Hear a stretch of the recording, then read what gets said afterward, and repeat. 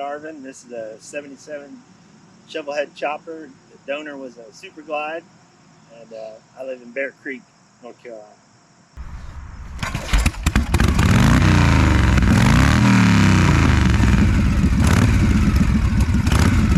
A lot of people would say, why would you run a perfectly good 77 Super Glide? But I didn't want a 77 Super Glide. I wanted a chopper like this. I actually used to do build sheets when I was a kid for hot rods and stuff. And so I did a build sheet on this in 2005. And I finished it. And I started it in 2019 and finished it in 2020.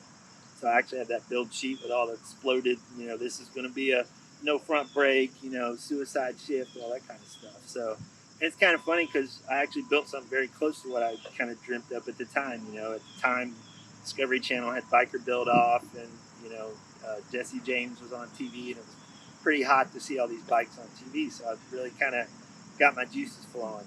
And I had an 08 Softail Deluxe, and it was my everything bike, and it wasn't this bike. It wasn't really what I wanted, and so I sold it, bought the Super Glide and a lift and a welder, and then kicked in some more money to buy a bunch of other tools. So the only things I didn't do on this is mount and balance the tires, machine the heads, and powder coat the frame and some other bits and pieces.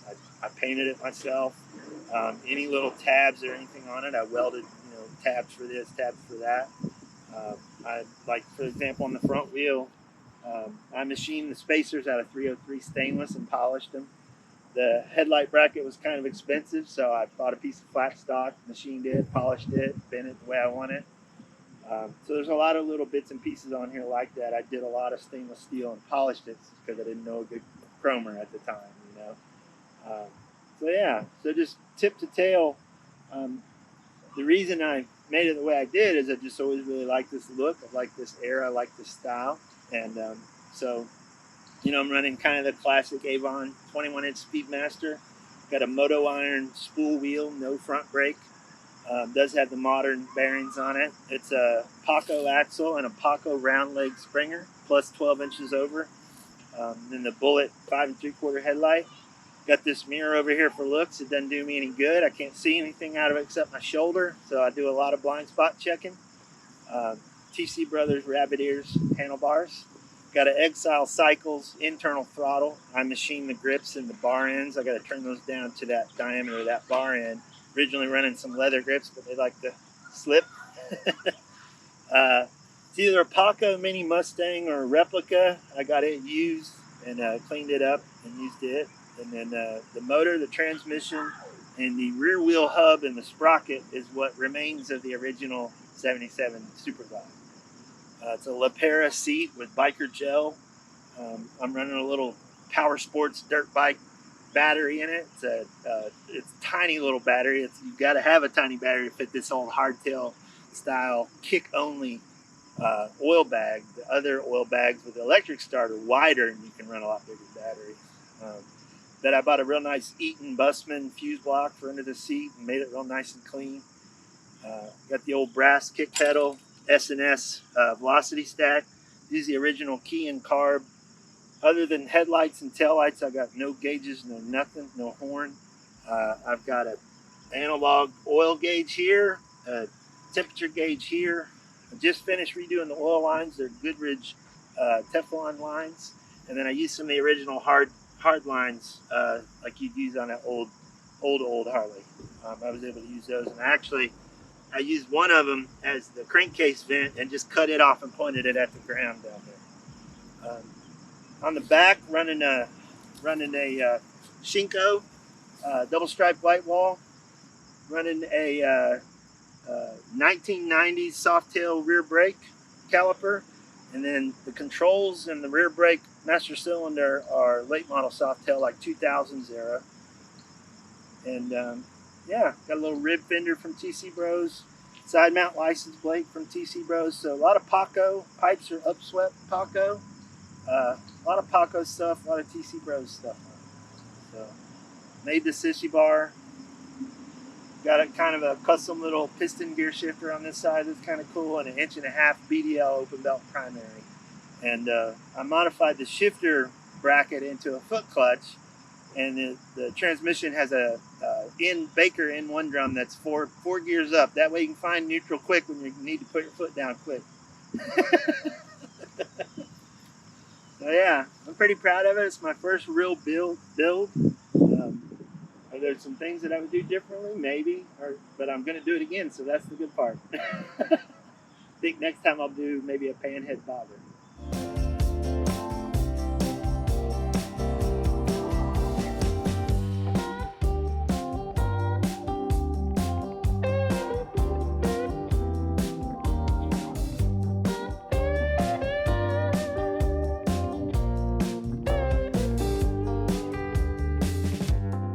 So I got a suicide shift on here, which I bought the lever, but then I got a 150cc piston from a local motorcycle shop, and I machined a wrist pin and made it all to where it fit on there.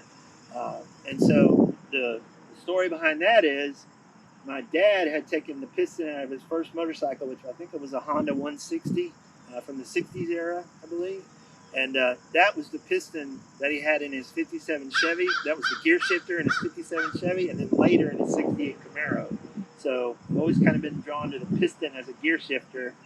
I have the original piston out of my 1982 Yamaha Zinger 50cc that I started riding on when I was 4 years old. I'm 44 years old this year, so 40 years of riding, right? And I made a belt buckle out of it, so I didn't have it available as a gear shift knob because it's a belt buckle. So I just got a different piston and wanted to kind of keep that going.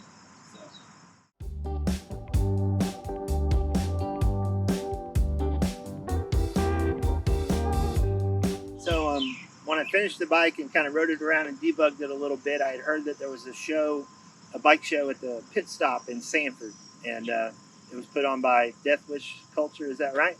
And so I entered it in the show, and it was a hot day. We were out there baking in the sun, kind of in and out, have a beer every now and then to cool off.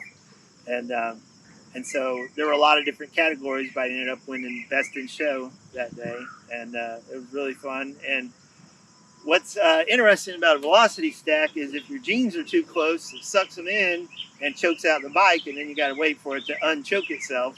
So everybody was watching me all piled around, watching me kickstart the bike. It started up pretty quickly, but I was pulling up on a gravel incline, and as soon as I started to get up there, I let my foot off the clutch and got to the ground, and when I did, sucked in my pant leg, choked out the bike. So that wasn't very cool. So what I ended up doing, I pushed it up to the top of that hill and roll started it down through there. So looks really cool, but sometimes if you get your pants a little close, you got problems. I haven't had any problems with the open belt drive yet, but I know a lot of people do that as well.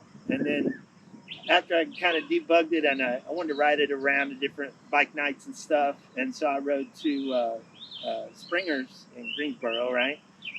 Just happened to see that they have a bike night, and I didn't know there was going to be a best in show or best bike on the lot, they call it there. And so I went there, met some cool guys. They had an old panhead that had been passed down father to son, and we hung out and talked.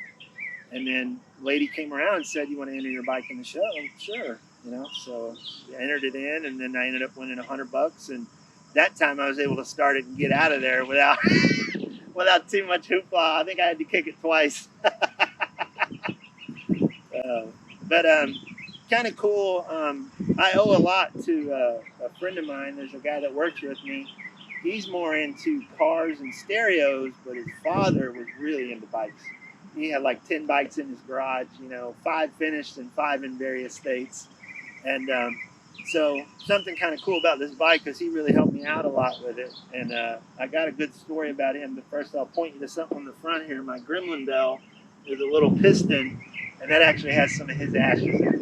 So I wanted to pay a little, his son offered that to me when his father passed, and I wanted to pay a little homage, because I'd call him and say, "Hey, how do I do this?" or "What do I do about that?" And, we swaps the parts, horse straight, and just a really neat old guy.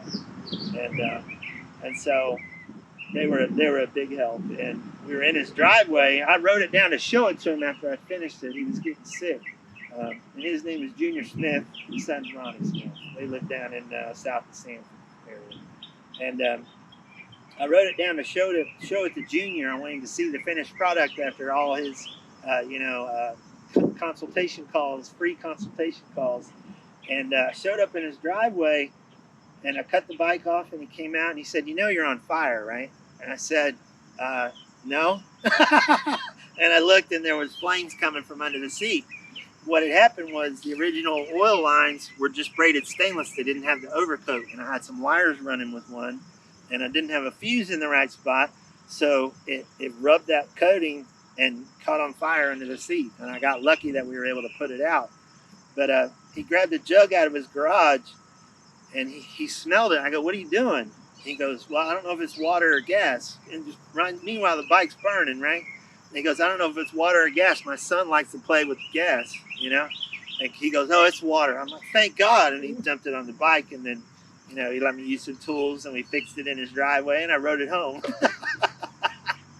So, just met some really cool people. Met some cool people along the way that like this sort of thing, and I guess why I built it the way I did was I didn't want to compromise anything for style and soul. This bike's got a lot of soul, and like you were saying, the rabbit ear handlebars aren't too fun cruising around the parking lot, but neither is a 35-degree rake 12 over Springer. So there's just a lot of things about it that give it a lot of character and make it a lot of fun. I ain't gonna ride it to California, but I'll rip around here all day. I rode 45 minutes here today and had a blast. So it's certainly fun to kind of hop around and something I've been wanting to do for a long time. I'm an engineer, and I grew up with my dad with dirt bikes and hot rods and stuff like that. And he always had motorcycles, so it was just kind of something that I wanted to do.